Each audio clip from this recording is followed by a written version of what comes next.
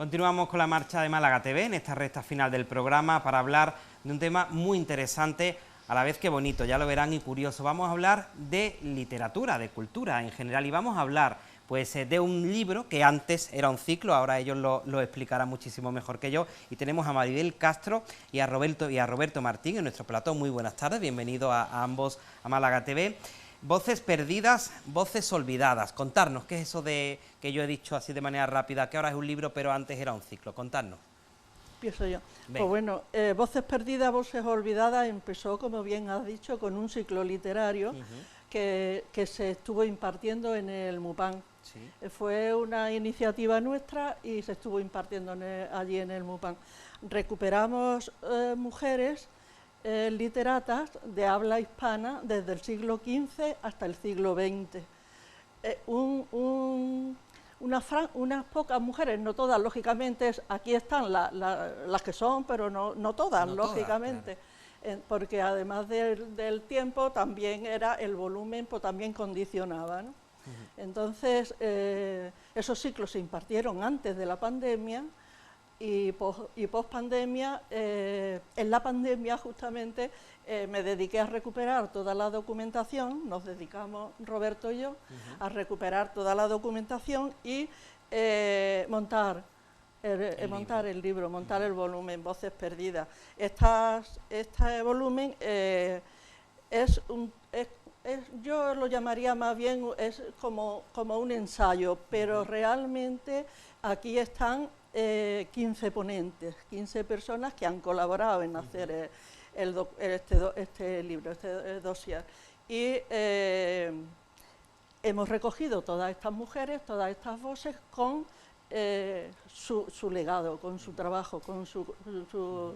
Es importante que son, Roberto, son voces de mujeres silenciadas en el tiempo, a lo mejor por el contexto o por la época en la que vivieron, pero que tuvieron muchísimo protagonismo y también tuvieron mucho que decir, a lo mejor quizás en muchas ocasiones a la sombra, ¿no? No sé si qué podéis decirnos de eso. Porque... Claro, principalmente el impulso de la creación de este ciclo fue circunstancial, porque Maribel un día buscando un personaje, pues no lo encontraba, no había datos de ella, no había, y entonces ya nos preocupamos más, principalmente ella, porque ella fue la que se dedicó a lo que es la investigación y la búsqueda de los personajes. Yo colaboré en ella en lo que es la estructura, el montaje de los hechos.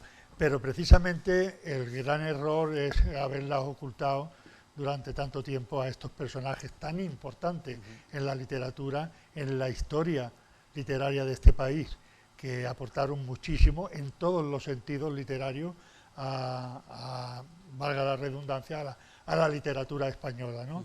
Y entonces fueron olvidadas absolutamente por los sistemas que entonces patriarcales existían, los sistemas sociales públicos, etcétera, que la ocultaron totalmente.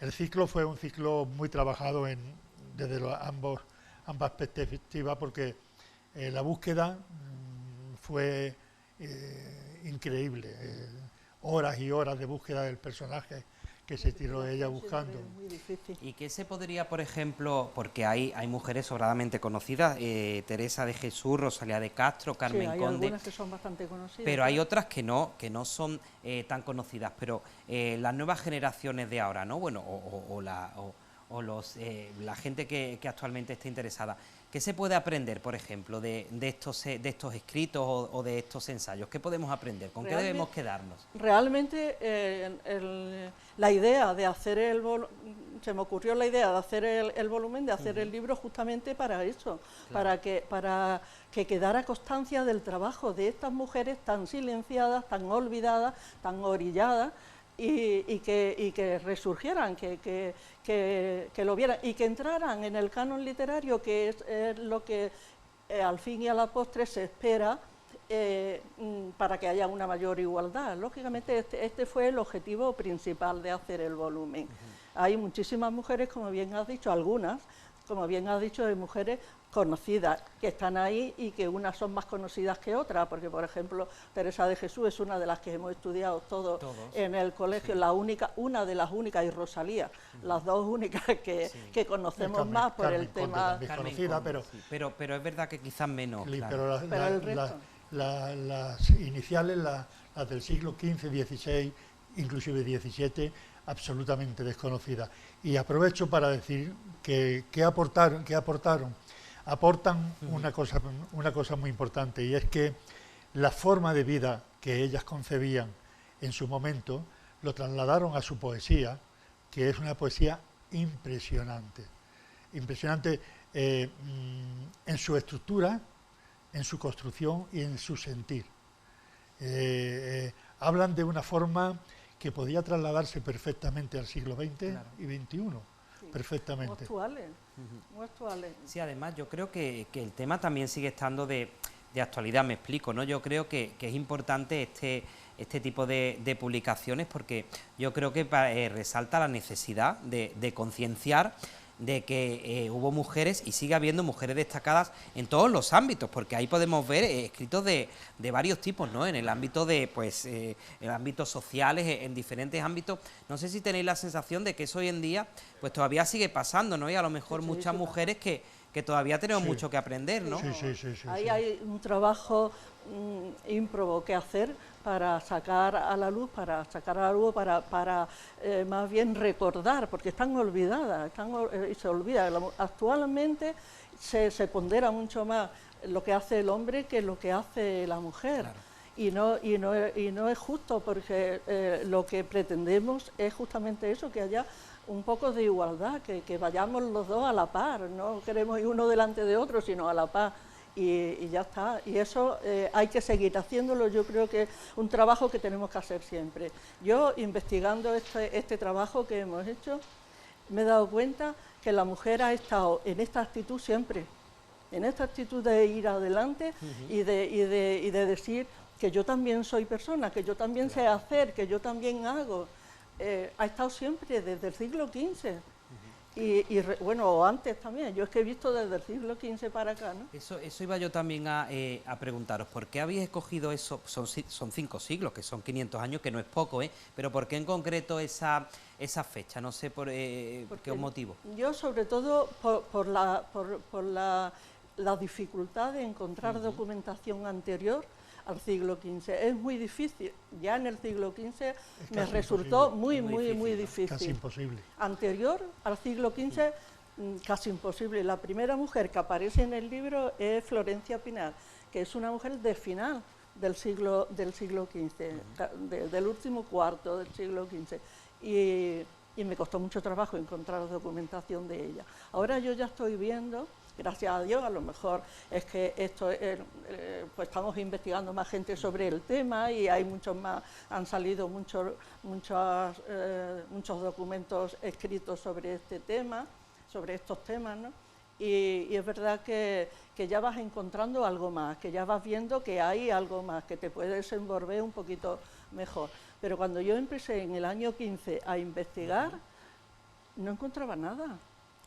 Era muy difícil. De hecho, hay la circunstancia en el libro que la integramos pues 15 personas por cada personaje, ¿no? La mayoría, por no decir casi todos, menos, bueno, nosotros somos de letras, pero no nos dedicamos a las letras profesionalmente. Los integrantes de la biografía, casi todos son, bueno, catedráticos de la universidad, y todos han coincidido en la gran pérdida que ha habido durante todos estos tiempos atrás, y se han ilusionado tanto, inclusive un compañero, Antonio Porra, que lleva a Gertrudis Gómez Avellaneda, ha dado hasta una conferencia en Uruguay que fue aplaudida, ¿no? Entonces quiero decir que lo tomaron con un interés tal que desconocían en realidad el fondo de la importancia de la literatura, de la mujer en la literatura. Y Gertrudis es otra de las mujeres que también hemos oído de ella cosas y la hemos estudiado en el bachiller, pero no en profundidad. Hemos visto 4 trabajos de ella y poco más, ni su vida ni mucho más. Lo mismo pasa pues, con Rosalía, o pasa con... La única que sabemos más de ella, entre un poquito más extenso, es de Teresa de Jesús por las circunstancias, supongo, porque nosotros hemos vivido... ¿Y cuál sería, Maribel o Roberto? Os voy a hacer una pregunta, yo creo que es difícil, porque bueno, esto es vuestra creación, ¿no? Es algo vuestro, Nosotros pero... lo hemos coordinado. El libro, claro, el libro claro, en sí, lo está hemos... montado por 15, Claro. Eso es trabajo de 15 personas. Pero ¿cuál sería, por ejemplo, si os tuvieseis que quedar con algo del libro, cuál sería, digamos, la joya de la corona del libro, ¿no? Difícil. Es muy difícil, ¿verdad? Ya lo decía yo. Sí. Yo tengo una mujer fetiche que me gustó muchísimo trabajar sobre ella, investigarla y verla, que es Ana Caro. Ana Caro es una mujer del siglo XVII, una dramaturga fantástica, pero que tiene una vida que se conoce hoy día muy poco todavía de ella. Y lo que se está conociendo, lo que se está viendo de ella es una vida que en su inicio, en su infancia, fue casi, parece, lo digo un poco así, con la boca pequeña, que era esclava, que fue hija de una esclava, pero fue adoptada. O sea, la adoptó por el matrimonio en el que la esclava vivía. No se sabe si es hija natural de este hombre o no.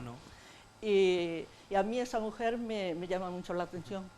Roberto, si yo le dijese, no tengo tiempo, pero quiero leer algo de este libro, tú me dirías, pues David, pues léete esto, no te lo pierdas. ¿Qué bueno, sería, por ejemplo? es que en realidad yo soy incapaz de diferenciar calidad de una de otra, porque nos hemos encontrado en situaciones de tener que traducir del gallego al castellano, ¿no? Y yo me encontré con la sorpresa. Yo hago poesía, yo escribo, y me encontré con la sorpresa de un soneto de traducirlo al castellano, y me sorprendió tanto el texto que no entendía cómo un texto de esa índole, de talante guerrero, cómo una mujer en aquel tiempo podía hablar con esa soltura y además con esa propiedad.